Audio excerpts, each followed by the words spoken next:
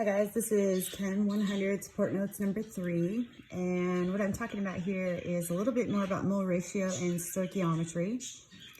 And my goal is for you to be able to get through predicting grams of one substance from grams of another. So that's called a grams to grams calculation.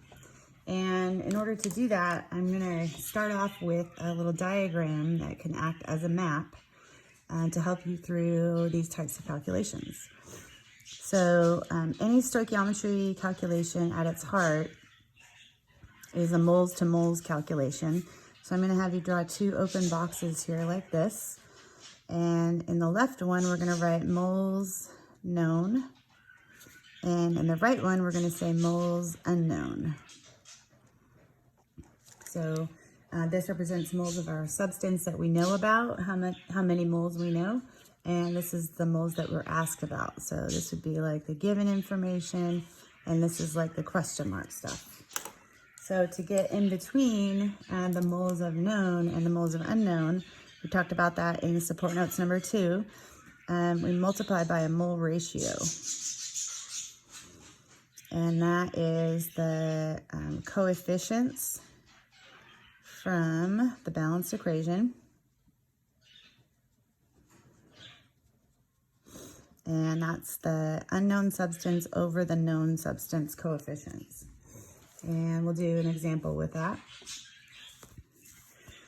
And if we're asked about grams, then we have to add a step before and or a step after.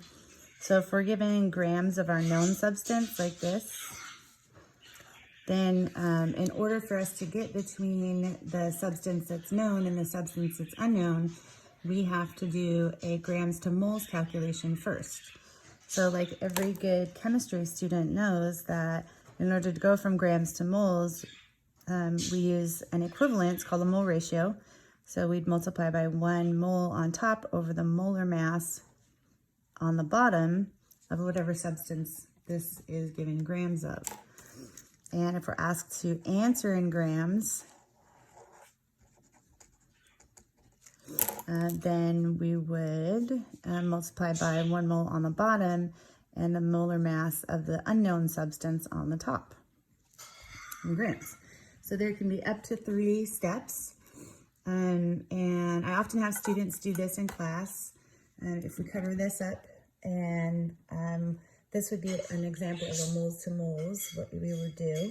If you're asked to do grams to moles, then you would lift your left hand up and you would have 2 steps. If you were asked to do moles to grams, you would start with your moles and do 2 steps to the grams. If you're asked to do grams to grams, then you open up and do all 3 steps. So let's do a quick example with the combustion of propane. We're going to have C3H8 plus O2 makes CO2 and H2O. And this balances with a 3 and a 4 gives me, 3, oops, that should be a 3, and a 4 and a 5, and this is a 1. I should add some white out for that, but whatever. So we know 1 mole of C3H8 reacts with 5 moles of O2 to make 3 moles of CO2 and 4 moles of H2O. So an example question for a grams to grams calculation might be if 12.5 grams of O2 react, how many grams of CO2 could be made? Okay, so we want to identify this and that we're starting with grams of O2, so that would put us here. And we're asked to answer in grams the how many, so we're here. So we're going to do a 3-step process and change colors here. We're going to start with our grams of known substance. So we're going to have 12.5 grams of O2. And the first thing we want to do is multiply by the inverse of the molar mass for the O2. And so the molar mass is 31.998 grams. And that would get us to moles of oxygen. And then we need a mole ratio, and the substance that we're given is going to go on the bottom. So that's the known substance. So we're going to put 5O2 on the bottom, and on the top is going to go the substance that we're asked about, which is CO2. That's going to be 3CO2. And that would get us to the moles of the unknown. And then our next step is going to be to grams of CO2. So we're going to use 1 mole of CO2, has a molar mass of 44.009 grams. And just making sure that everything cancels. Our grams of oxygen cancel. That should say O2. Moles of O2, moles of CO2, and then we finish with the grams of CO2.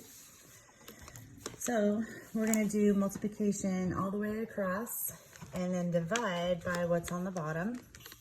So we'll have 12.5 times 3 times 44.009. Divide by 31.998.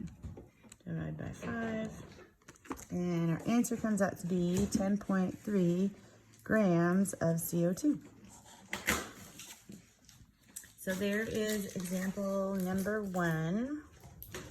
And what I'm going to do is pose a question here at the end of this as example number 2.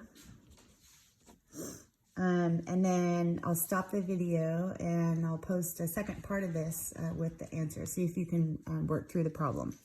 So we're going to still go back to the combustion of propane. And let's see if we have, what should we start with? What did we start with last time? Oxygen. Let's say if 30.8 grams of C3H8 are reacted, how many grams of H2O could be made?